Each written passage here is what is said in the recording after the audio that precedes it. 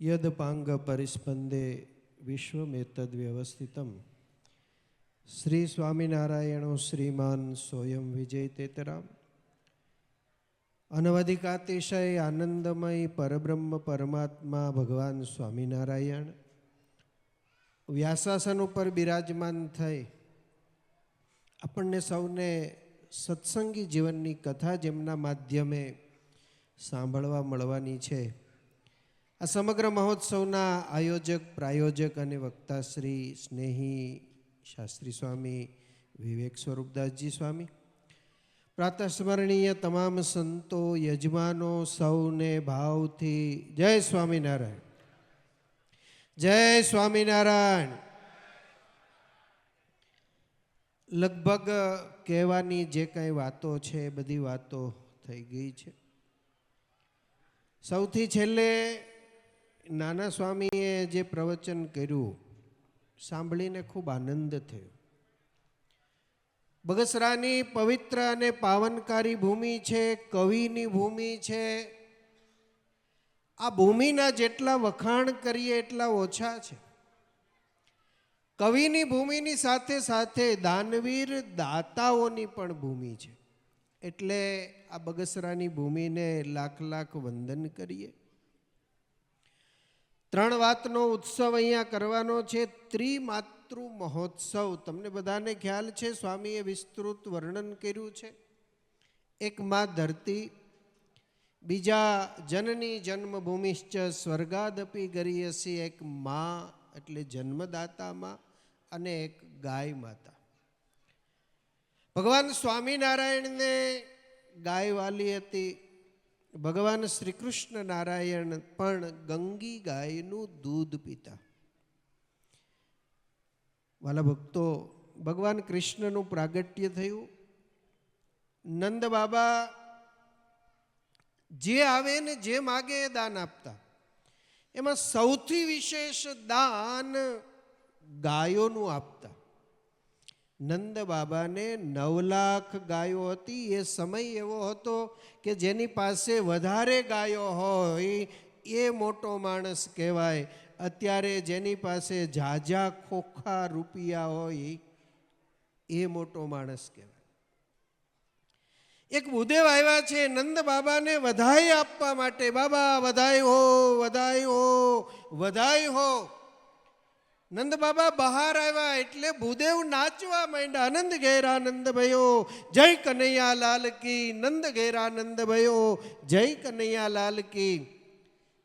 બાબાએ ભૂદેવને શાંત કર્યા અને કહ્યું કે બાબા, આજ મારી પ્રાર્થના સાર્થક થઈ ગઈ, મારું ભજન સાર્થક થઈ ગયું. આપને ત્યાં લાલાનું પ્રાગટ્ય થયું.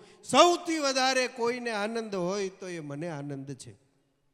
બાબાએ કહ્યું, ભૂદેવ 100 ગાયો તમને દાનમાં આપી.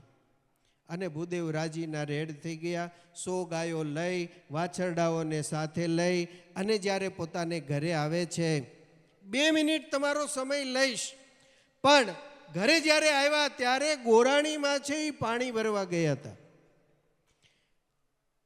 ગોરદાદાની પાછળ પાછળ ગાયો આવી. ફળિયામાં ગાયોને બાંધી, ઓસરીમાં ગાયોને બાંધી, ઓરડામાં ગાયોને બાંધી, રસોડામાં ગાયોને બાંધી, અને 1 ખીલો ખોડીને પાણીયારે ગાયોને બાંધવા જ્યાં જાય ત્યાં ગોરાણીમાં પાણી ભરીને આવ્યા. માથે પાણીનું બેડું અને ગાયો ગાયો ચારેય બાજુ આગા પાછા થતા થતા જ્યાં દરવાજામાં પ્રગ મૂકે તો ફળિયામાં ગાયો, આમ ઉપર દ્રષ્ટિ કરી તો ઓસરીમાં ગાયો. અરે આ બધું શું છે, શું કરો છો? ભૂદેવ કે અહીંયા ધીરે ધીરે ચાલ્યા આવો. એ ગોરાણીમાં ધીમે ધીમે ચાલ્યા આવતા હતા. એમ ગાયે માથું ઊંચું કર્યું અને શિંગ ગોરાણી માને લાગ્યું.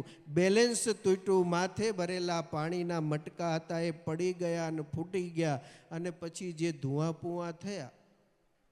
અરે પણ શું છે, તમને કઈ ખબર છે? અરે નંદ ઘેરા નંદ ભયો. તો કે પણ એટલે શું? તો કે નંદ બાબાએ આ 100 ગાયો દાનમાં આપી.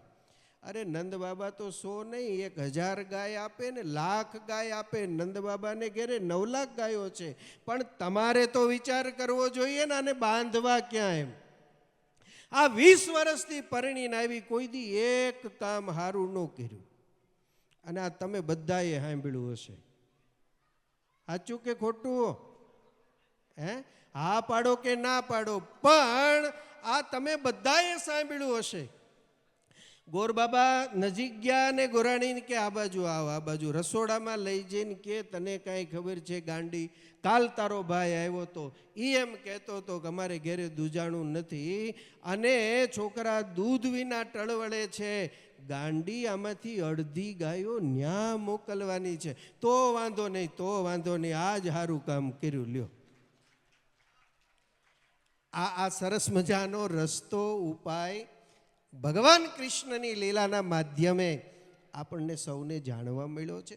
વાલા ભક્તો, ગાયો છે એ પવિત્ર છે, આપણને બધાને ખબર છે. અહીંયા વિવેક સ્વામી ધાંગધ્રાથી આવ્યા છે, આખું ગૌ પ્રદર્શન કરી રહ્યા છે. એ અહીંયાથી તમને સુંદર મજાની 1.5 કલાકની વિસ્તૃત માહિતી સાથે સ્પીચ આપશે.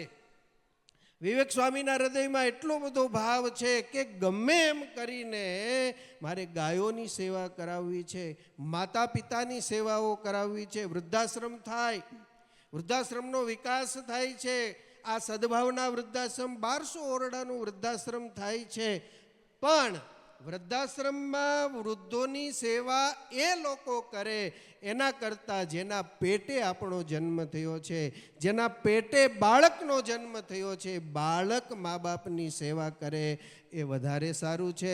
એટલે એવા ઉદ્દેશ અને ભાવની સાથે પૂજ્ય સ્વામીએ આ કથાનું આયોજન કર્યું છે. એટલા બધા સંતોએ આવીને રૂડા આશીર્વાદ આપ્યા છે.